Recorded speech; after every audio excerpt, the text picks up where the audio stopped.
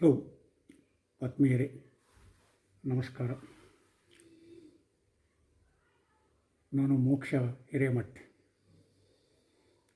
ಮೋಕ್ಷ ಮೀಡಿಯಾಕ್ಕೆ ನಿಮಗೆಲ್ಲ ಸ್ವಾಗತ. ಎಷ್ಟೋ ವಿದ್ವಾಂಸರು ಭಾರತದಲ್ಲಿ ತಮ್ಮ ಶಿಕ್ಷಣವನ್ನು ಪಡೆದುಕೊಂಡು ಬದುಕನ್ನು ಹುಡುಕಿಕೊಂಡು ಪರದೇಶಕ್ಕೆ ಹೋಗ್ತಾರೆ. ಆ ಪರದೇಶಕ್ಕೆ ಹೋದ ಮೇಲೆ ಎಷ್ಟೋ ಜನರು ತಮ್ಮ ಬೇರುಗಳನ್ನೇ ಮರೆತು ಬಿಡ್ತಾರೆ. ಆದರೆ ಕೆಲವರು ಆ ಬೇರುಗಳನ್ನು ಬಿಟ್ಟುಕೊಡದೆ ಬದುಕಿನ ಪ್ರಪಂಚ ಮತ್ತು ಬೇರಿನ ಪ್ರಪಂಚ ಇವುಗಳ ನಡುವೆ ಒಂದು ಥರ ಸೇತುವೆಯಾಗಿ ಕೆಲಸ ಮಾಡ್ತಾರೆ. ಮತ್ತು ಕೆಲವರು ತಾವು ಪಡೆದುಕೊಂಡ ಬೇರಿನಿಂದ ಅಗಾಧವಾದ ಸಾಧನೆಯನ್ನು ಮಾಡಿ ತಮ್ಮ ಬೇರುಗಳ ಪ್ರಾಮುಖ್ಯತೆ ಮತ್ತು ಬಲಿಷ್ಠತೆಯನ್ನು ಅರ್ಥ ಮಾಡಿಕೊಳ್ತಾರೆ. ಆದರೆ ಎಲ್ಲರೂ ಇದನ್ನು ಮಾಡ್ತಾರಂತ ಅರ್ಥ ಅಲ್ಲ.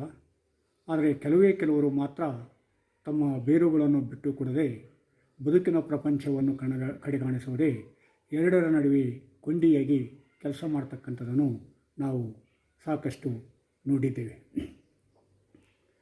ಈ ಒಂದು ಸಾಲಿಗೆ ನಾವು ಕೆ ರಾಮಾನುಜರನ್ನು ಸೇರಿಸ್ಬೋದು. ಕನ್ನಡದ ಜನತೆಗೆ ಕೆ ರಾಮಾನುಜನ್ ಗೊತ್ತಿರಲಿಕ್ಕಿಲ್ಲ.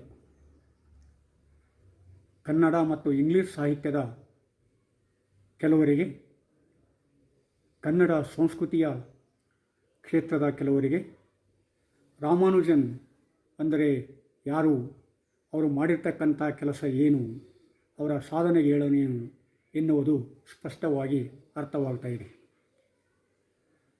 ಯಾಕಂದರೆ ಕೆ ರಾಮಾನುಜನ್ ಒಬ್ಬ ಪ್ರತಿಭಾವಂತ, ಕರ್ನಾಟಕ ನೆಲದಲ್ಲಿ ಹುಟ್ಟಿ ಕರ್ನಾಟಕಕ್ಕೆ ಲೋಕವಿಖ್ಯಾತವಾದ ಕೊಡುಗೆಯನ್ನು ಕೊಟ್ಟಿರುವುದೇ ಭಾಳ ಪ್ರಮುಖವಾದ ಸಂಗತಿಯಾಗುತ್ತೆ. ಕೆ ರಾಮಾನುಜನ್ ಮತ್ತು ಕೆ ನಾರಾಯಣ್ ಇಬ್ಬರೂ ಕೂಡ ಕನ್ನಡ ನೆಲದಲ್ಲಿಯೇ ಹುಟ್ಟಿ ಕನ್ನಡ ನೆಲದಲ್ಲಿಯೇ ಬೆಳೆದು ಕನ್ನಡದ ಬದುಕನ್ನು ಅಪ್ಪಿಕೊಂಡು, ಒಬ್ಬರು ಕನ್ನಡದ ನೆಲದಲ್ಲಿಯೇ ಇದ್ದು ಅಂತಾರಾಷ್ಟ್ರೀಯ ಮಟ್ಟದಲ್ಲಿ ಸಾಧನೆಯನ್ನು ಮಾಡಿದರೆ, ಮತ್ತೊಬ್ಬರು ಇಲ್ಲಿ ಬೆಳೆದು ಪ್ರದೇಶಕ್ಕೆ ಹೋಗಿ ತಮ್ಮ ಬದುಕನ್ನು ಕಟ್ಟಿಕೊಂಡು ಭಾರತದ ಹೆಸರನ್ನು ಮುಂಚೂಣಿಗೆ ತಂದಿರತಕ್ಕಂಥವರು. ಕೆ ನಾರಾಯಣ್ ಮತ್ತು ಕೆ ರಾಮಾನುಜನ್ ಮೈಸೂರು ಸ್ಥಳದಲ್ಲಿ ಕರ್ನಾಟಕದಲ್ಲಿ ಹುಟ್ಟಿ ಬೆಳಕನ್ನಾಗಿಸಿದ ಎರಡು ಪ್ರತಿಭೆಗಳು, ಇಬ್ಬರು ಮರೆಯಲಾಗದ, ಅಳಿಸಲಾಗದ ಪ್ರತಿಭಾನ್ವಿತರು. ಇಬ್ಬರೂ ಕೂಡ ಇಂಗ್ಲೀಷ್ ಸಾಹಿತ್ಯ ಕ್ಷೇತ್ರವನ್ನು ಆಯ್ಕೆ ಮಾಡಿಕೊಳ್ತಾರೆ.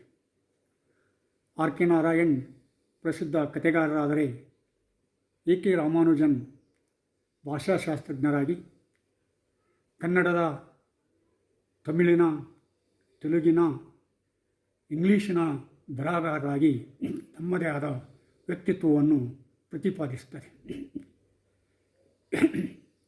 ತಮ್ಮದೇ ಆದ ವಿಚಾರಗಳನ್ನು ವ್ಯಕ್ತಪಡಿಸ್ತಾರೆ. ಕೆ ರಾಮಾನುಜನ್ ಬರೀ ಪ್ರತಿಭಾವಿತ ಅಂತ ಹೇಳೋದು ಭಾಳ ಸುಲಭ. ಆದರೆ ಗಿರೀಶ್ ಕಾರ್ನಾಡ್ ಅಂಥ ವ್ಯಕ್ತಿಗಳೇ ಕೆ ರಾಮಾನುಜನ್ ಒಬ್ಬ ಜೀನಿಯಸ್ ಅಂತ ಹೇಳ್ತಾರೆ. ಗಿರೀಶ್ ಕಾರ್ನಾಡರು ಹೇಳಿರ್ತಕ್ಕಂಥ ಮಾತು ಸತ್ಯ ಅಂತ ಅನಿಸುತ್ತೆ. ಯಾಕೆಂದರೆ ಗಿರೀಶ್ ಕಾರ್ನಾಡರು ಕೂಡ ಪ್ರತಿಭಾನ್ವಿತ ನಾಟಕಕಾರ, ಪ್ರತಿಭಾನ್ವಿತ ನಟ, ನಿರ್ದೇಶಕ ಇತ್ಯಾದಿ ಇತ್ಯಾದಿ. ಆ ಗಿರೀಶ್ ಕಾರ್ನಾಡರಿಗೆ ಕೆ ರಾಮಾನುಜನ ನಿಕಟವಾದ ಸಂಪರ್ಕ ಇತ್ತು. ಹೀಗಾಗಿ ಅವರು ಬಹಳ ಹತ್ತಿರದಿಂದಲೇ ಕೆ ರಾಮಾನುಜರನ್ನು ನೋಡಿದ್ದರು, ಅವರ ವ್ಯಕ್ತಿತ್ವವನ್ನು ಗುರುತಿಸಿದ್ದರು. ಕೆ ರಾಮಾನುಜನ್ ಮಾರ್ಚ್ 16, 1929 ಮೈಸೂರಿನಲ್ಲಿ ಜನಿಸಿದರು. ಅವರ ತಂದೆ ಅಕ್ಕಿಪೇಟ್ ಕೃಷ್ಣಸ್ವಾಮಿ ಅಯ್ಯಂಗಾರ್ ಅವರು.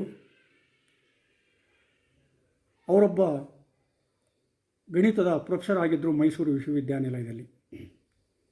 ಕೆ ರಾಮಾನುಜರನ್ನು ಕೂಡ ಮೈಸೂರು ವಿಶ್ವವಿದ್ಯಾನಿಲಯದಲ್ಲಿ BA ಮತ್ತು MAದಲ್ಲಿ ಇಂಗ್ಲಿಷ್ ಸಾಹಿತ್ಯದಲ್ಲಿ ಸ್ನಾತಕ ಮತ್ತು ಸ್ನಾತಕೋತ್ತರ ಪದವಿಯನ್ನು ಪಡೆದುಕೊಂಡರು. ಕೆ ರಾಮಾನುಜನ್ ಪೂರ್ಣವಾದ ಹೆಸರು ಅತ್ತಿಪೇಟ್ ಕೃಷ್ಣಸ್ವಾಮಿ ಅಯ್ಯಂಗಾರ್ ರಾಮಾನುಜನ್. ನಾವು ಭಾಳ ಸಂಕ್ಷಿಪ್ತವಾಗಿ ಕೆ ರಾಮಾನುಜನ್ ಅಂತ ಕರಿತೇವೆ. ಅಷ್ಟೇ ಅಲ್ಲ, ಅವರ ಕಾವ್ಯನಾಮ ಕೂಡ ಕೆ ರಾಮಾನುಜನ್ ಆಗಿತ್ತು. ಕೆ ರಾಮಾನುಜನ್ ಮೈಸೂರು ವಿಶ್ವವಿದ್ಯಾನಿಲಯದಿಂದ ಸ್ನಾತಕೋತ್ತರ ಪದವಿಯನ್ನು ಇಂಗ್ಲಿಷ್ ಸಾಹಿತ್ಯದಲ್ಲಿ ಪಡೆದುಕೊಂಡ ಮೇಲೆ ಅಲ್ಲಿ ಇಲ್ಲಿ ಅವರು ಇಂಗ್ಲಿಷ್ ಉಪನ್ಯಾಸಕರಾಗಿ ಕೆಲಸ ಮಾಡ್ತಾರೆ. ಬೆಳಗಾವಿಯಿಂದ 8 ಕಿಲೋಮೀಟರ್ ದೂರವಿರುವ ಒಂದು ಊರಿನಲ್ಲಿ ಕೂಡ ಅವರು ಇಂಗ್ಲಿಷ್ ಉಪನ್ಯಾಸಕರಾಗಿ ಕೆಲಸ ನಿರ್ವಹಿಸ್ತಾರೆ.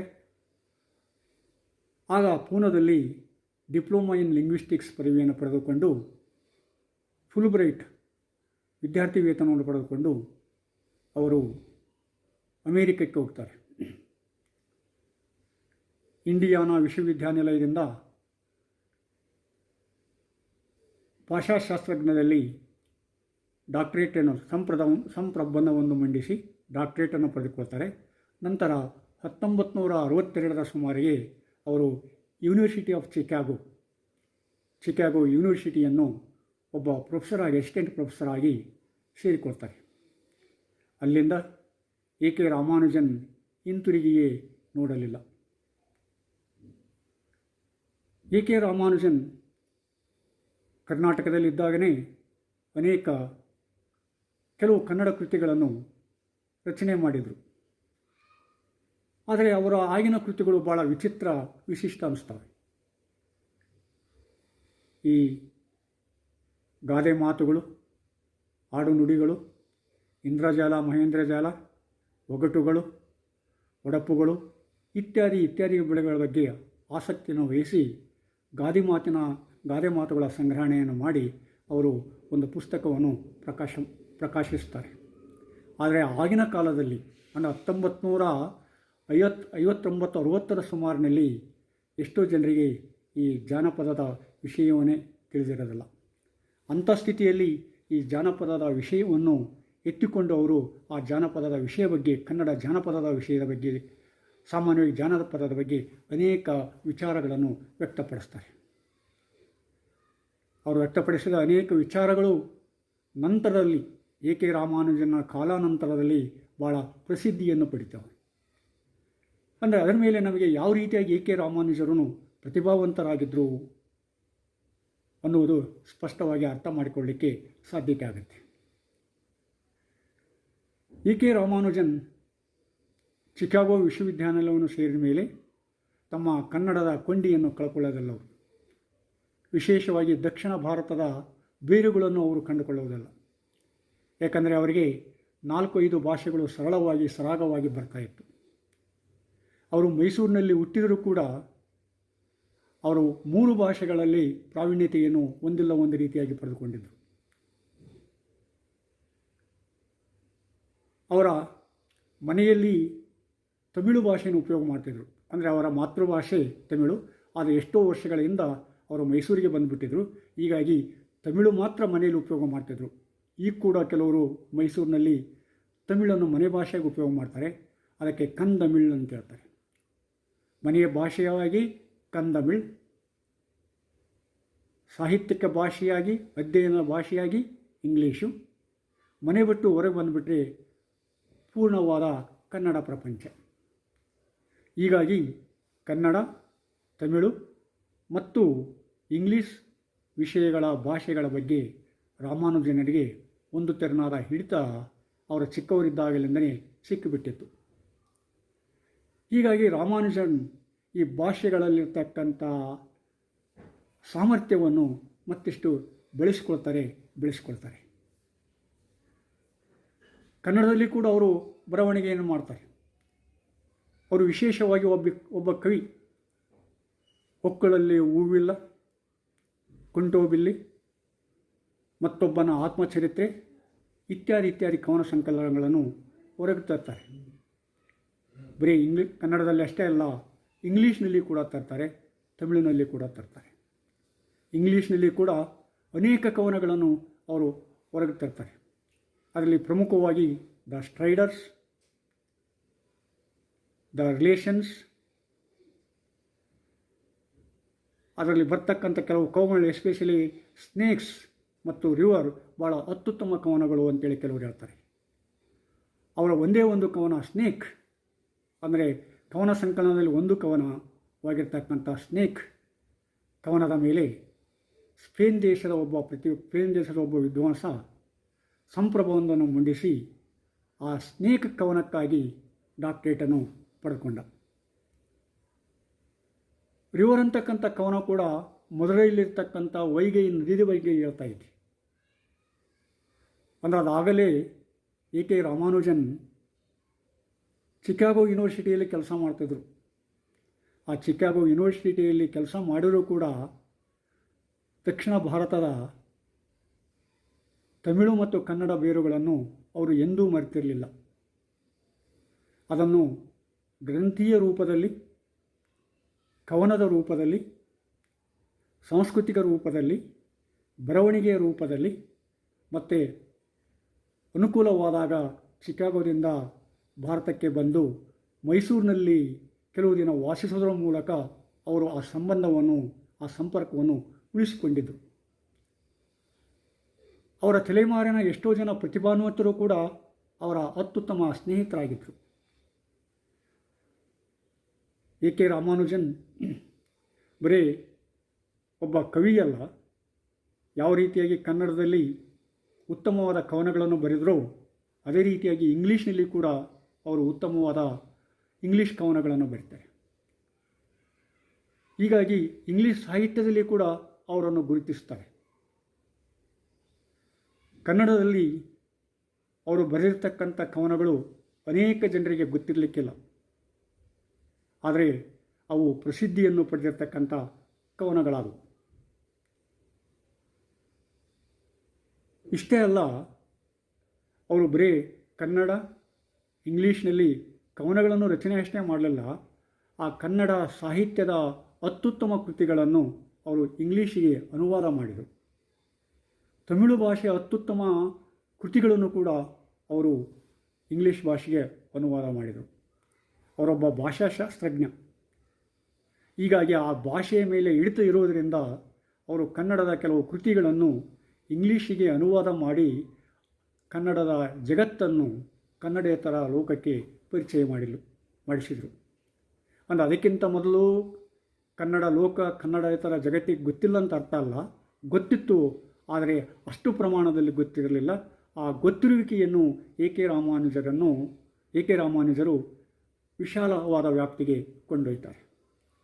ನಾವು ವಿಶೇಷವಾಗಿ A.K. ರಾಮಾನುಜನವರು ಅನುವಾದ ಮಾಡಿರ್ತಕ್ಕಂಥ ಸ್ಪೀಕಿಂಗ್ ಆಫ್ ಶಿವ ಅಂತಕ್ಕಂಥ ಕೃತಿಯನ್ನು ಇಲ್ಲಿ ಹೇಳ್ಬೋದು. ಸ್ಪೀಕಿಂಗ್ ಆಫ್ ಶಿವ 12ನೇ ಶತಮಾನದ ಶರಣ ಚಳವಳಿಯಲ್ಲಿ ಅನೇಕ ಶರಣರು ಧ್ವನಿ ಇಲ್ಲದವರಿಗೆ ಧ್ವನಿಯಾಗಿ ತಮ್ಮ ಸಾಹಿತ್ಯವನ್ನು ವಚನ ಪ್ರಕಾರದ ಮೂಲಕ ಮಂಡಿಸಿ ಆ ವಚನಗಳ ಮೂಲಕ ತಮ್ಮ ವಿಚಾರವನ್ನು, ಪ್ರಜಾಪ್ರಭುತ್ವಾತ್ಮಕ ಪದ್ಧತಿಯನ್ನು ಮತ್ತು ವೈಚಾರಿಕತೆಯನ್ನು ಜನರಿಗೆ ಭಾಳ ಸರಳವಾದ ಭಾಷೆಯಲ್ಲಿ ಹೇಳಿರ್ತಕ್ಕಂಥ ಒಂದು ವಚನ ಪ್ರಕಾರ. ಆ ಅನೇಕ ವಚನಕಾರರನ್ನು, ಪ್ರಮುಖವಾಗಿ ಕೆಲವು ವಚನಕಾರರ ವಚನಗಳನ್ನು ಸಂಗ್ರಹಿಸಿ ಅದನ್ನು ಇಂಗ್ಲೀಷಿಗೆ ಏನು ಮಾಡ್ತಾರೆ, ಅವರು ಅನುವಾದ ಮಾಡ್ತಾರೆ. ಅದು ಸರಳವಾದ ಭಾಷಾಂತರವಲ್ಲ, ಅದು ಭಾಳ ಸಂಕೀರ್ಣವಾದ ಭಾರತೀಯ ಸಂಸ್ಕೃತಿಯನ್ನು ವ್ಯಕ್ತಪಡಿಸ್ತಕ್ಕಂಥ, ಕನ್ನಡದ ಬೇರುಗಳನ್ನು, ತಮಿಳಿನ ಬೇರುಗಳನ್ನು ತೋರಿಸ್ತಕ್ಕಂಥ, ವೈಚಾರಿಕವಾದ ಇಂಗ್ಲೀಷ್ನಲ್ಲೇ ಬರೆದಿರ್ಬೋದು ಅಂತಕ್ಕಂಥ ಭಾವನೆಯನ್ನು ಮೂಡಿಸ್ತಕ್ಕಂಥ ಒಂದು ಅನುವಾದ. ಅದು ಬರೀ ಭಾಷಾಂತರ ಅಷ್ಟೇ ಆಗೋದಲ್ಲ, ಅನುವಾದ ಅಷ್ಟಾಗೋದಲ್ಲ, ಭಾವಾನುವಾದ ಅಷ್ಟಾಗೋದಲ್ಲ, ಅದು ಇವೆಲ್ಲವುಗಳನ್ನು ಕೂಡಿಕೊಂಡ ಒಂದು ತೆರನಾದ, ಒಂದು ವಿಶಿಷ್ಟವಾದ, ಒಂದು ಇಂಗ್ಲೀಷ್ನಲ್ಲಿಯೇ ಬರೆದಿರ್ಬೋದಂತಕ್ಕಂಥ ಭ್ರಮೆಯನ್ನು ಹುಟ್ಟಿಸ್ತಕ್ಕಂಥ ಆ ಅನುವಾದ ಆಗತ್ತೆ, ಭಾಷಾಂತರ ಆಗತ್ತೆ. ಇಲ್ಲಿ ಅವರ ಒಂದು ವಚನವನ್ನು, ಅವರು ಭಾಷಾಂತರ ಮಾಡಿರ್ತಕ್ಕಂಥ ಒಂದು ವಚನವನ್ನು ಹೇಳುವುದು ಉತ್ತಮ ಅಂತ ಅನಿಸುತ್ತೆ. ಶರಣ ಚಳವಳಿಯ ಮುಖಂಡನಾಗಿರ್ತಕ್ಕಂಥ ಬಸವಣ್ಣನ ಒಂದು ವಚನವನ್ನು ಅವರು ಇಂಗ್ಲೀಷ್ನಲ್ಲಿ ಅನುವಾದ ಮಾಡಿರ್ತಕ್ಕಂಥ ರೀತಿ ಭಾಳ ವಿಶಿಷ್ಟವಾಗಿದೆ. ನಮಗೆಲ್ಲ ಬಸವಣ್ಣನ ವಚನ, ಪ್ರಸಿದ್ಧವರ ವಚನ ಚೆನ್ನಾಗಿ ಗೊತ್ತು. ಉಳ್ಳವರು ಶಿವಾಲಯ ಮಾಡುವರು, ನಾನೇನು ಮಾಡಲಿ ಬಡವನಯ್ಯ, ಎನ್ನ ಕಾಲೇ ಕಂಬ, ದೇಹವೇ ದೇಗುಲ, ಶಿರವೇ ವನ್ನ ಕಳಸವಯ್ಯ, ಕೇಳಯ್ಯ ಕೂಡಲ ಸಂಗಮ ದೇವ, ಸ್ಥಾವರ ಕಳಿವುಂಟು ಜಂಗಮ ಕಳಿವಿಲ್ಲ. ಇದು ಕನ್ನಡ ವಚನ, ಪ್ರಸಿದ್ಧ ವಚನ. ಇದನ್ನು ಎ ಕೆ ರಾಮಾನುಜನರು ವಿಶಿಷ್ಟವಾದ ರೀತಿಯಲ್ಲಿ ಇಂಗ್ಲೀಷಿಗೆ ಅನುವಾದ ಮಾಡ್ತಾರೆ. ಹಾಗಾದರೆ ಅವರ ಅನುವಾದ ಹೇಗಿದೆ ಅದನ್ನು ನೀವು ಕೇಳಬೇಕು. ಉಳ್ಳವರು ಶಿವಾಲಯ ಮಾಡುವರು, rich will make temples for Shiva, what shall I being A poor do? My legs are pillars, the body the shrine, the head cupola of gold. Oh, listen, Lord of the meeting rivers, things standing shall fall, but moving shall stay forever and ever. ನೋಡಿ, ನಾವು ಕನ್ನಡದ ವಚನವನ್ನು ಕೂಡ ಕೇಳಿದ್ದೀವಿ, ಈಗ ಇಂಗ್ಲೀಷಿನ ಅನುವಾದವನ್ನು ಕೂಡ ಕೇಳಿದ್ದೀವಿ. ಇಂಗ್ಲೀಷ್ನ ಅನುವಾದ ನಾವು ಓದಿದರೆ ಅದು ಇಂಗ್ಲೀಷಿನಲ್ಲಿಯೇ ಬರೆದಿರಬೇಕು ಅಂತ ಅನಿಸುತ್ತೆ. ಈ ರೀತಿಯಾಗಿ ಅನುವಾದ ಮಾಡೋದಿದೆಯಲ್ಲ, ಇದು ಅಷ್ಟು ಸುಲಭವಾದ ಕೆಲಸ ಅಲ್ಲ. ಅಂದ ಪೌರ್ವಾತ್ಯ ಮತ್ತು ಪಾಶ್ಚಿಮಾತ್ಯ ಸಂಸ್ಕೃತಿಯ ಪರಿಚಯ ಚೆನ್ನಾಗಿದ್ದವರು ಮಾತ್ರ ಇಂಥ ಕೆಲಸವನ್ನು ಮಾಡಲಿಕ್ಕಾಗತ್ತೆ. ಯಾಕಂದರೆ ಪೌರ್ವಾತ್ಯ ಮತ್ತು ಪಾಶ್ಚಿಮಾತ್ಯ ಸಂಸ್ಕೃತಿಗಳ ವಿಚಾರಗಳು, ಭಾವನೆಗಳು ಕೆಲವು ಸಲ ಒಂದಕ್ಕೊಂದು ತದ್ವಿರುದ್ಧವಾಗಿರ್ತಕ್ಕಂಥವುಗಳು. ಭಾರತೀಯ ಸಂಸ್ಕೃತಿಯಲ್ಲಿ ಈ ದೈಹಿಕ ಲಂಪಟತನ, ಮಾನಸಿಕ ಸ್ವೇಚ್ಛಾಚಾರಕ್ಕೆ ನಿಯಂತ್ರಣ ಇರ್ತದೆ. ಆದರೆ ಪಾಶ್ಚಿಮಾತ್ಯ ಸಂಸ್ಕೃತಿಗಳಲ್ಲಿ ಈ ದೈಹಿಕ ಲಂಪಟತನ, ಹೆಣ್ಣಿರ್ಬೋದು ಗಂಡು ಇರ್ಬೋದು, ಮತ್ತು ಮಾನಸಿಕ ಸ್ವೇಚ್ಛಾಚಾರ ಅತಿಯಾಗಿರ್ತದೆ. ನಿಯಂತ್ರಣತ್ವದಿಂದ ನಿಯಂತ್ರಣ ವಿರೋಧ ಕಡೆಗೆ ಹೋಗ್ತಕ್ಕಂಥ ಒಂದು ರೀತಿ ಇದೆಯಲ್ಲ, ಅದು ಎಷ್ಟೋ ಸಲ ಮನುಷ್ಯನ ವ್ಯಕ್ತಿತ್ವವನ್ನು ಹಾಳು ಮಾಡಿಬಿಡ್ತದೆ. ಹೀಗಾಗಿ ಭಾರತದಿಂದ ಪ್ರದೇಶಕ್ಕೆ ಹೋಗಿರ್ತಕ್ಕಂಥ ಎಷ್ಟೋ ಯುವಜನರು ತಮ್ಮ ಜೀವನಗಳನ್ನು ಹಾಳು ಮಾಡಿಕೊಂಡು ಬೀದಿ ಬಿಕಾರಿಗಳಾಗಿ ಎಲ್ಲೋ ಏಳು ಹೆಸರಲ್ಲದೆ ಮಾಯವಾಗಿಬಿಡ್ತಾರೆ. ಆದರೆ ರಾಮಾನುಜನಂಥ ವ್ಯಕ್ತಿಗಳು ಅದಕ್ಕೆ ಆಸ್ಪದ ಮಾಡಿಕೊಳ್ಳಿಲ್ಲ. ಭಾರತದಲ್ಲಿದ್ದಾಗ ಭಾರತೀಯ ಸಂಪ್ರದಾಯವನ್ನು ಧಿಕ್ಕರಿಸಿ ಪಾಶ್ಚಿಮಾತ್ಯ ಚಿಂತನೆಗೆ ಹೋಗೊಟ್ರು. ಆದರೆ ಪಾಶ್ಚಿಮಾತ್ಯ ದೇಶಗಳಿಗೆ ಹೋದ ಮೇಲೆ ವಸಾಹತುಶಾಹಿ ಚಿಂತನೆಯನ್ನು ಧಿಕ್ಕರಿಸಿ ಭಾರತೀಯ ಪರಂಪರೆಯನ್ನು ಅಪ್ಪಿಕೊಂಡರು. ಅದು ಭಾಳ ಮುಖ್ಯ ಆಗುತ್ತೆ. ಯಾಕಂದರೆ ಸಂಪ್ರದಾಯ ಬೇರೆ, ಪರಂಪರೆ ಬೇರೆ. ಆ ಭಾರತೀಯ ಪರಂಪರೆಯನ್ನು ಅಪ್ಪಿಕೊಂಡು ಆ ಭಾರತೀಯ ಪರಂಪರೆಯಲ್ಲಿರ್ತಕ್ಕಂಥ ಚಿಂತನೆಗಳನ್ನು, 12ನೇ ಶತಮಾನದಲ್ಲಿಯೇ ಬಂದಿರತಕ್ಕಂಥ ಪ್ರಜಾಪ್ರಭುತ್ವ ಪದ್ಧತಿಯ ಲಕ್ಷಣಗಳನ್ನು, ಸಮಾನತೆಯನ್ನು ಮತ್ತು ಶ್ರೇಷ್ಠತೆಯನ್ನು, ಈ ಮಾನಸಿಕ ಮತ್ತು ದೈಹಿಕ ನಿಯಂತ್ರಣವನ್ನು ಮಾಡುವುದರ ಮೂಲಕ, ಹಿಡಿದಿಡುವುದರ ಮೂಲಕ ಮನುಷ್ಯ ಹೇಗೆ ಉನ್ನತಿಯನ್ನು ಸಾಧಿಸಬಹುದು ಅಂತಕ್ಕಂಥ ಇದನ್ನು ತೋರಿಸಿದ್ದು ಈ ಭಾರತೀಯ ಪರಂಪರೆ. ಇದನ್ನು ಅರ್ಥ ಮಾಡಿಕೊಳ್ಳಬೇಕಾದರೆ ಅವರು ಪೌರ್ವಾತ್ಯ ಸಂಸ್ಕೃತಿಯ ಪ್ರದೇಶಗಳಿಗೆ ಹೋದಾಗ ಎಷ್ಟೋ ಜನರಿಗೆ ಅರ್ಥ ಆಗುತ್ತೆ. ಅದು ಸಹಜ. ಇಂಗ್ಲೀಷ್ ಸಾಹಿತ್ಯವನ್ನು ಕಲಿತವರಿಗೆ, ಪ್ರದೇಶಕ್ಕೆ ಹೋಗಿ ಬಂದಿರತಕ್ಕಂಥ ಕೆಲವರಿಗೆ ಏನಾಗಿಬಿಡ್ತಿದೆ, ಇತ್ತಾಗ ಭಾರತೀಯ ಪರಂಪರೆಯೇ ಇಲ್ಲ, ಪರದೇಶದ ಸಂಪರ್ಕವೂ ಇಲ್ಲ. ಪರದೇಶದವರು ಇವರನ್ನು ನಾಯಿಗಳಂತೆ ಕಂಡರೆ ಭಾರತೀಯರು ಇವರನ್ನು ಎಡಬಿಡಂಗಿಗಳಾಗಿ ಕಾಣ್ತಾರೆ. ಇವರು ಒಂದು ಥರ ಎಡಬಿಡಂಗಿಗಳಾಗಿಬಿಡ್ತಾರೆ. ಅಂದರೆ ಭಾರತಕ್ಕೂ ಇಲ್ಲ, ಪರದೇಶಕ್ಕೂ ಇಲ್ಲ, ಒಂದು ಥರ ತ್ರಿಶಂಕು ಸ್ಥಿತಿ ನಿರ್ಮಾಣ ಆಗಿಬಿಡ್ತದೆ. ವಿಶೇಷವಾಗಿ ಇವರಿಗೆ ಇಂಗ್ಲೀಷ್ ಸಾಹಿತ್ಯವನ್ನು ಅಭ್ಯಾಸ ಮಾಡಿದವರಿಗೆ ಮಾರ್ಕ್ಸ್ವಾದವನ್ನು ಅಧ್ಯಯನ ಮಾಡೋರಿಗೆ ಇವು ಕಾಡ್ತಕ್ಕಂಥ ಚಿಂತನೆಗಳು.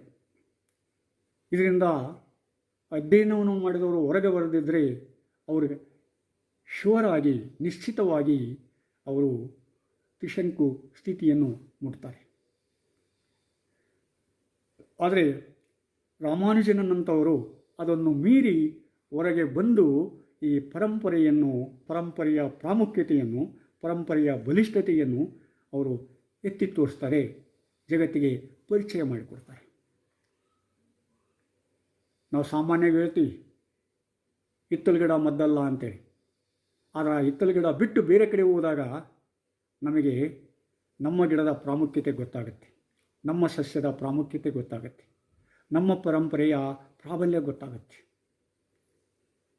ಮನುಷ್ಯ ಪರಂಪರೆಯನ್ನು ಮರೆತು ಬಿಟ್ಟರೆ ಅವನು ತನ್ನನ್ನೇ ತಾನೇ ಮರಿತಾನೆ ಅಂತಕ್ಕಂಥದ್ದನ್ನು ಈ ಎ.ಕೆ. ರಾಮಾನುಜರಂಥ ವ್ಯಕ್ತಿಗಳು ತೋರಿಸ್ಕೊಡ್ತಾರೆ. ಎ.ಕೆ. ರಾಮಾನುಜನ್ ನಮಗೆ ವಿಶೇಷವಾಗಿ ಇಷ್ಟ ಆಗುವುದು ಇಂಥ ವಿಚಾರಗಳಿಂದ. ನೋಡಿ, ಎಷ್ಟೋ ಸಲ ನಾವು ಕಾನ್ವೆಂಟ್ ಶಾಲೆಯಲ್ಲಿ ಕಲಿತ ಮಾತ್ರಕ್ಕೆ ನಾವು ಕನ್ನಡ ಬರೋದಿಲ್ಲ, ಇಂಗ್ಲೀಷ್ ಅಷ್ಟೇ ಬರುತ್ತೆ ಅಂತೇಳಿ ದಿಮಾಕ ಕುಚ್ಕೊಳ್ತೀವಿ. ಕಾನ್ವೆಂಟ್ ಸ್ಕೂಲಲ್ಲಿ ಕತೆ ಈ ಥರ ಆದರೆ ಆ ಕನ್ನಡವನ್ನು ಓದಿದವರು ಕನ್ನಡನ ಸರಿಗೆ ಬರೆಯೋಕ್ಕೆ ಬರಲಾದ ಒಂದು ಸ್ಥಿತಿ ಇರ್ತದೆ. ಆದರೆ ರಾಮಾನುಜರಂಥ ವ್ಯಕ್ತಿಗಳು ಅವರು ಇಂಗ್ಲೀಷನ್ನು ಕಲಿತು ಇಂಗ್ಲೀಷ್ ದೇಶದಲ್ಲಿ ಇದ್ದು ಕನ್ನಡದ ಬಗ್ಗೆ, ಕನ್ನಡ ಪರಂಪರೆಯ ಬಗ್ಗೆ, ಭಾರತೀಯ ಮೌಲ್ಯಗಳ ಬಗ್ಗೆ, ಭಾರತೀಯ ಪರಂಪರೆಯ ಬಗ್ಗೆ ವ್ಯಕ್ತಪಡಿಸ್ತಕ್ಕಂಥ ಉನ್ನತ ವಿಚಾರಗಳು ಭಾಳ ಉತ್ಕೃಷ್ಟವಾಗ್ತವೆ.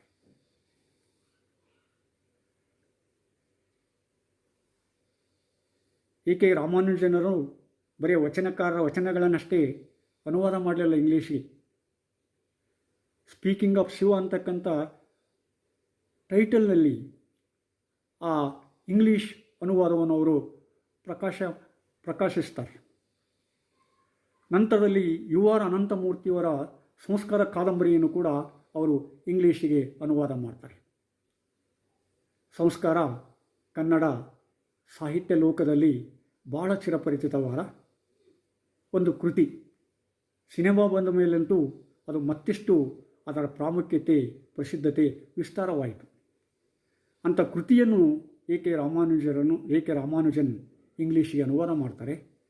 A right for A dead man ಅಂತೇಳಿ ಅದಕ್ಕೆ ಟೈಟಲ್ ಕೊಡ್ತಾರೆ. ಹೀಗೆ ಅನೇಕ ಕನ್ನಡ ಕೃತಿಗಳನ್ನು ಇಂಗ್ಲೀಷಿನ ಕೃತಿಗಳನ್ನು ಕನ್ನಡಕ್ಕೆ ಪರಿಚಯಿಸಿರ್ತಕ್ಕಂಥ ವ್ಯಕ್ತಿ ಎ.ಕೆ. ರಾಮಾನುಜನ್. ಬರೀ ನಾವು ಬೇರೆ ದೇಶದ ಭಾಷೆಯನ್ನು, ಸಂಸ್ಕೃತಿಯನ್ನು ತಿಳಿದುಕೊಂಡ್ರೆ ಸಾಲದು, ಅದನ್ನು ಮೀರಿ ಆ ದೇಶಗಳಲ್ಲಿರ್ತಕ್ಕಂಥ ಒಂದು ಪ್ರತಿಭೆ, ಒಂದು ಪರಂಪರೆ, ಒಂದು ಮಾನವೀಯ ಮೌಲ್ಯಗಳ ಒಂದು ಹೋರಾಟ ಅಥವಾ ಮಾನವೀಯ ಮೌಲ್ಯಗಳ ಮುನ್ನೋಟ ಮತ್ತು ಹಿನ್ನೋಟಗಳನ್ನು ಕೂಡ ಪರಿಚಯ ಮಾಡ್ತಕ್ಕಂಥ ಕೆಲಸ ಮಾಡಬೇಕಾಗಿದೆ. ಇವುಗಳನ್ನೆಲ್ಲ ನೋಡಿದಾಗ ಏನಾಗುತ್ತೆ, ನಮಗೆ ಎ.ಕೆ. ರಾಮಾನುಜನರ ವ್ಯಕ್ತಿತ್ವ ಗೊತ್ತಾಗುತ್ತೆ. ಇಂಗ್ಲೀಷ್ ಸಾಹಿತ್ಯದಲ್ಲೂ ಕೂಡ ಅವರನ್ನು ಹೆಸರಿಸದೆ ಮುಂದೆ ಹೋಗಲಿಕ್ಕೆ ಸಾಧ್ಯತೆ ಇಲ್ಲ. ಕನ್ನಡ ಸಾಹಿತ್ಯದ ಪ್ರಪಂಚದಲ್ಲಿ ಈ ನವೋದಯ, ಪ್ರಗತಿಶೀಲ, ನವ್ಯ, ದಲಿತ ಬಂಡಾಯ ಇತ್ಯಾದಿ ಸಾಹಿತ್ಯ ಪಂಥಗಳು ಕೆಲಸ ಮಾಡಿದವು, ಕಾರ್ಯನಿರ್ವಹಿಸಿತು. ಅಡಿಗರ ಮುಖಂಡತ್ವದಲ್ಲಿ ನವ್ಯ ಪಂಥ ತನ್ನದೇ ಆದ ವಿಶಿಷ್ಟ ಕಾವ್ಯವನ್ನು ಕನ್ನಡ ಲೋಕಕ್ಕೆ ಪರಿಚಯಿಸಿತು. ಆ ನವ್ಯ ಪಂಥದ ಅನುಯಾಯಿಗಳಾಗಿದ್ದರು. ಆ ನವ್ಯ ಪಂಥವನ್ನು ಮಂಡಿಸ್ತಕ್ಕಂಥ ವ್ಯಕ್ತಿಗಳಾಗಿದ್ದರು ಎ.ಕೆ. ರಾಮಾನುಜನ್. ಕಾಲಾನಂತರದಲ್ಲಿ ಆ ನವ್ಯ ಪಂಥದ ಒಂದು ಹಿಡಿತದಿಂದ ಬಿಡುಗಡೆಯಾಗಿ ತಮ್ಮದೇ ಆದ ಒಂದು ವಿಶಿಷ್ಟ ಶೈಲಿಯನ್ನು ಎ ಕೆ ರಾಮಾನುಜನರು ರೂಢಿಸಿಕೊಳ್ತಾರೆ. ಅವರು ಇಂಗ್ಲೀಷ್ನಲ್ಲಿ ಸ್ಟ್ರೈಡಸ್ ದಿ ಇಂಟೀರಿಯರ್ ಲ್ಯಾಂಡ್ಸ್ಕೇಪ್ ಅಂದರೆ ತಮಿಳು ಸಂಗಮ ಸಾಹಿತ್ಯದ ಇಂಗ್ಲೀಷ್ ಅನುವಾದ ಮತ್ತು is there an way of Indian thinking ಅಂತಕ್ಕಂಥ ಪ್ರಬಂಧ ಮತ್ತು ಇತ್ಯಾದಿಗಳನ್ನು ಇನ್ನೊಂದು ಪ್ರಬಂಧ ಅವರು ಭಾಳ ಪ್ರಮುಖವಾಗಿ ಗೊಂದಲಕ್ಕೆಡೆ ಮಾಡುತ್ತೆ. ಅದು 300 ರಾಮಾಯಣಾಸ್, 5 examples and 3 thoughts on translations. ಅಂದರೆ 300 ರಾಮಾಯಣಗಳು, 5 ಉದಾಹರಣೆಗಳು, 3 ಭಾಷಾಂತರ ಕುರಿತು ಚಿಂತನೆಗಳು ಅನ್ನುವ ಒಂದು ಪ್ರಬಂಧ ದೆಹಲಿಯ ವಿಶ್ವವಿದ್ಯಾನಿಲಯದ ಕಾಲೇಜುಗಳಲ್ಲಿ ಪಠ್ಯವಾಗಿರುತ್ತೆ. ಆ ಪಠ್ಯದ ಕುರಿತು ಅನೇಕ ಗೊಂದಲಗಳು ಏರ್ಪಡ್ತವೆ. ಅನೇಕ ಗೊಂದಲಗಳು ಏರ್ಪಟ್ಟ ಮೇಲೆ ಆ ಪಠ್ಯವನ್ನು ಹಿಂತೆಗೆದುಕೊಳ್ತಾರೆ. ಆಮೇಲೆ 2011ರಲ್ಲಿ ಆ ಪಠ್ಯವನ್ನು ಸೀಸ್ ಮಾಡಿ ಅದನ್ನು ಮುಟ್ಟುಗೋಲಕ್ಕೆ ಕೊಡ್ತಾರೆ. ಅಂದರೆ ಈ ಚಿಂತನೆಯನ್ನು ಮಂಡಿಸಿ ಸಂಪ್ರದಾಯವಾದಿಗಳಲ್ಲಿ ಒಂದು ನಡುಕವನ್ನುಂಟು ಮಾಡತಕ್ಕಂಥ ಶಕ್ತಿ ರಾಮಾನುಜನಿಗಿತ್ತು. ರಾಮಾನುಜನ್ ಆ ಕೃತಿ ಬರೆದದ್ದು ಸರಿಯೋ ತಪ್ಪೋ ನಂತರದಲ್ಲಿ, ಆದರೆ ಆ ಕೃತಿ ಪ್ರಕಟವಾಗಿ ಪಠ್ಯವಾದಾಗ ಅನೇಕ ವ್ಯಕ್ತಿಗಳ ತೊಳಲಾಟ, ಗೊಂದಲ, ಗೋಳಾಟಗಳು ಶುರುವಾಗ್ತದೆ. ಅಂಥ ತೊಳಲಾಟ, ಗೊಂದಲ, ಗೋಳಾಟಗಳನ್ನು, ವೈವಿಧ್ಯಗಳನ್ನು ಸೃಷ್ಟಿ ಮಾಡ್ತಕ್ಕಂಥ ಒಂದು ತಾಕತ್ತಿದೆಯಲ್ಲ, ಅದು ಒಬ್ಬ ಸಾಹಿತಿಗೆ ಬೇಕಾಗುತ್ತೆ. ಅಷ್ಟೇ ಅಲ್ಲ, ಆ ಸಾಹಿತ್ಯಕ್ಕೆ ಪರಿಹಾರವನ್ನು ಕೂಡ ಬೇರೆ ರೀತಿಯಾಗಿ ವ್ಯಕ್ತಪಡಿಸಿರ್ತಾನೆ. ಹೀಗಾಗಿ ನಾವು ಸಮಗ್ರವಾಗಿ ಎ ಕೆ ರಾಮಾನುಜನರ ಈ ಸಾಹಿತ್ಯವನ್ನು ಅಧ್ಯಯನ ಮಾಡಬೇಕು, ಅಭ್ಯಾಸ ಮಾಡಬೇಕು. ಈ ರೀತಿ ಇನ್ನೂ ಅನೇಕ ವಿಷಯಗಳನ್ನು ಹೇಳ್ಬೋದು. ಅಂದರೆ ಈ ಗೊಂದಲ, ಗೋಳಾಟ, ತೊಳಲಾಟ, ಪೌರ್ವಾತ್ಯ ಚಿಂತನೆ, ಪಾಶ್ಚಿಮಾತ್ಯ ದೇಶಗಳಲ್ಲಿ ಬದುಕುವ ನಡುವಿನ ಒಂದು ಗೊಂದಲ ಏನಿರ್ತದಲ್ಲ, ಗೋಳಾಟ ಏನಿದೆಯಲ್ಲ, ಪ್ರಲಾಪ ಏನಿದೆಯಲ್ಲ, ಇದಕ್ಕೆ ನಂತರದಲ್ಲಿ ಅವರು ತಮ್ಮದೇ ಆದ ರೀತಿಯಲ್ಲಿ ಇತಿಶ್ರೀಯನ್ನು ಆಡಿ ಇವೆರಡರನ್ನು ಮೀರಿ ಬೆಳವಣಿಗೆಯಾದ ವ್ಯಕ್ತಿ ಆಗ್ತಾರೆ. ಅದು ನಮಗೀಗ ಬೇಕಾಗಿರ್ತಕ್ಕಂಥದ್ದು. ಯಾಕಂದರೆ ಪ್ರಸ್ತುತದಲ್ಲಿ ಅನೇಕರು ಪರದೇಶಗಳಿಗೆ ಹಾರಿ ಹೋಗಿಬಿಡ್ತಾರೆ. ಅವಕ್ಕೆ ಭಾರತನೂ ಗೊತ್ತಿರೋದಲ್ಲ, ಪ್ರದೇಶನೂ ಗೊತ್ತಿರೋದಲ್ಲ, ಯಾವುದೋ ಡಿಗ್ರಿ ತಗೊಂಡು ಏನೋ ಮಾಡಿಕೊಂಡು ಯಾವುದೋ ಕಾಲಘಟ್ಟದಲ್ಲಿ ಹೊಂಟುಬಿಟ್ಟಿರ್ತಾರೆ. ನಂತರದಲ್ಲಿ ಪ್ರದೇಶಗಳನ್ನೂ ಗತಿ ಇಲ್ಲ, ಭಾರತದಲ್ಲಿ ಯಾರೂ ಕೇಳೋದಿಲ್ಲ ಅನ್ನುವ ಸ್ಥಿತಿ ಮುಟ್ಟಿಬಿಡ್ತಾರೆ. ಅಂಥವರಿಗೆ ಈ ಎ ಕೆ ರಾಮಾನುಜನ್ ಭಾಳ ಗಟ್ಟಿಯಾದ ನಿದರ್ಶನ ಆಗ್ತಾರೆ. ಹೀಗೆ ನಾವು ಎ ಕೆ ರಾಮಾನುಜರನ್ನು ಅರ್ಥ ಮಾಡಿಕೊಳ್ಳಿಕ್ಕೆ ಪ್ರಯತ್ನ ಪಡಬೇಕಾಗತ್ತೆ. 1976ರಲ್ಲಿ ಭಾರತ ಸರ್ಕಾರ ಅವರಿಗೆ ಪದ್ಮಶ್ರೀ ಪದವಿಯನ್ನು ನೀಡುತ್ತದೆ. 1993ರಲ್ಲಿ ಅವರು ಈ ಎಲುಬಿನ ಶಸ್ತ್ರಚಿಕಿತ್ಸೆಯ ಕಾರಣದಿಂದ ಅರವಳಿಕೆಯನ್ನು ಕೊಟ್ಟಾಗ ಆ ಅರವಳಿಕೆ ವ್ಯತಿರಿಕ್ತ ಪರಿಣಾಮವನ್ನುಂಟು ಮಾಡಿ ಅವರು ಮರಣವನ್ನು ಹೊತ್ತಾರೆ. ಅಂದರೆ ಜುಲೈ 13, 1993ರಲ್ಲಿ ನಾವು ಎ ಕೆ ರಾಮಾನುಜರನ್ನು ಕಳ್ಕೊಂಡ್ವಿ. ಎ ಕೆ ರಾಮಾನುಜನಿಗೆ ಅದನ್ನು ಇತರಿಗೆ ಹೋಲಿಸಲಿಕ್ಕೆ ಆಗೋದಲ್ಲ. A K ರಾಮಾನುಜನಿಗೆ ಹೋಲಿಸಬೇಕು.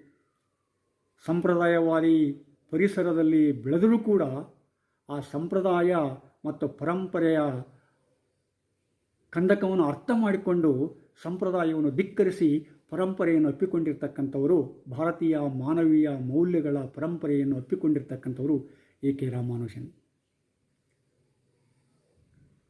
ಹೀಗೆ ಎ ಕೆ ರಾಮಾನುಜನ್ ವಿಶಿಷ್ಟವಾದ, ಪ್ರಬುದ್ಧವಾದ, ಪ್ರಚಂಡವಾದ, ಪ್ರತಿಭಾನ್ವಿತವಾದ ಸಾಹಿತ್ಯ ಕೃತಿಗಳನ್ನು ಕನ್ನಡ ಸಾಹಿತ್ಯ ಲೋಕಕ್ಕೆ, ಇಂಗ್ಲೀಷ್ ಸಾಹಿತ್ಯ ಲೋಕಕ್ಕೆ, ತನ್ಮೂಲಕ ಪ್ರಪಂಚಕ್ಕೆ ಕೊಟ್ಟಿದ್ದಾರೆ ಅಂತ ನಾವು ಭಾಳ ಹೆಮ್ಮೆಯಿಂದ ಹೇಳಿಕೊಳ್ಳಬೇಕಾಗುತ್ತೆ. ಯಾಕಂದರೆ ರಾಮಾನುಜನ್ 33-34 ವರ್ಷ ಚಿಕಾಗೋದಲ್ಲಿ ಬೆಳೆದರೂ ಕೂಡ ಅವರನ್ನು ನಾವು ಪರಕೀಯರಂತೇಳಿ ಪರಿಗಣಿಸಲಿಕ್ಕೆ ಸಾಧ್ಯತೆ ಆಗೋದಿಲ್ಲ ಇವತ್ತಿಗೂ ಕೂಡ. ಯಾಕಂದರೆ ಅವರು ಪರಂಪರೆಯನ್ನು ಅಪ್ಪಿಕೊಂಡಿರೋದ್ರಿಂದ ಅವರು ಎಲ್ಲೋ ಒಂದು ಕಡೆ ನಮ್ಮವರಾಗ್ತಾರೆ. ಬರೀ ಚಿಕಾಗೋ ಯೂನಿವರ್ಸಿಟಿಯಲ್ಲಿ ಅವ್ರು ಏನು ಮಾಡಿದ್ರು, ದಕ್ಷಿಣ ಏಷ್ಯಾ ಭಾಷೆಗಳ ಅಧ್ಯಯನ ಪೀಠ ಸ್ಥಾಪನೆ ಮಾಡಿದರು. ಇಂಡಿಯಾನಾ ಯೂನಿವರ್ಸಿಟಿ ಅವರಿಗೆ ಡಾಕ್ಟ್ರೇಟ್ ಕೊಟ್ಟಿತು. ಅದಲ್ಲದೆ ಮಿಚಿಗನ್ ವಿಶ್ವವಿದ್ಯಾನಿಲಯ, ಹಾರ್ವರ್ಡ್ ವಿಶ್ವವಿದ್ಯಾನಿಲಯ, ಬರ್ಕ್ಲೆ ವಿಶ್ವವಿದ್ಯಾನಿಲಯ ಮತ್ತು ಇನ್ನಿತರ ವಿಶ್ವವಿದ್ಯಾನಿಲಯಗಳಲ್ಲಿ ಅವರು ಸಂದರ್ಶಕ ಪ್ರಾಧ್ಯಾಪಕರಾಗಿದ್ದರು. ನೋಡಿ, 1960ರ ಸುಮಾರಕ್ಕೆ ಕಲ್ಪನೆ ಮಾಡಿಕೊಳ್ಳಿ ನೀವು. ಆವಾಗ ಭಾರತದ ಬಗ್ಗೆ ಜಗತ್ತಿನಲ್ಲಿ ಒಂದು ಕೀಳ್ತೆರನಾದ ಭಾವನೆ ಇತ್ತು. ಆ ಕೀಳ್ತೆರನಾದ ಭಾವನೆಯನ್ನು ಮೆಟ್ಟಿ ನಿಂತು ಭಾರತದ ಬಗ್ಗೆ ಅದ್ಭುತ ಭಾವನೆಯನ್ನು ಹುಟ್ಟುಹಾಕಿದ್ರಲ್ಲ ಪಾಶ್ಚಾತ್ಯ ಜಗತ್ತಿಗೆ, ಅದು ರಾಮಾನುಜನರ ಗ್ರೇಟ್ನೆಸ್ ತೋರಿಸ್ಕೊಡ್ತೈತಿ. ಅಂಥ ವ್ಯಕ್ತಿಗಳು ಇಂದು ನಮಗೆ ಬೇಕಾಗಿದ್ದಾರೆ ಹೊರತು ಸುಮ್ಮನೆ ವಿಮಾನದಲ್ಲಿ ಹಾರಾಟ ಮಾಡಿ ಏನೋ ಮಾಡಿ ಯಾವುದನ್ನು ಅರ್ಥ ಮಾಡಿಕೊಳ್ಳಾರೆ, ಯಾವುದನ್ನು ಕಾಣಿಕೆ ಕೊಡಲಾರೆ ತಮ್ಮ ಪಾಡಿಗೆ ತಾವು ಹೋಗ್ತಕ್ಕಂಥ ವ್ಯಕ್ತಿಗಳು ನಮಗೆ ಅವಶ್ಯಕತೆ ಇಲ್ಲ.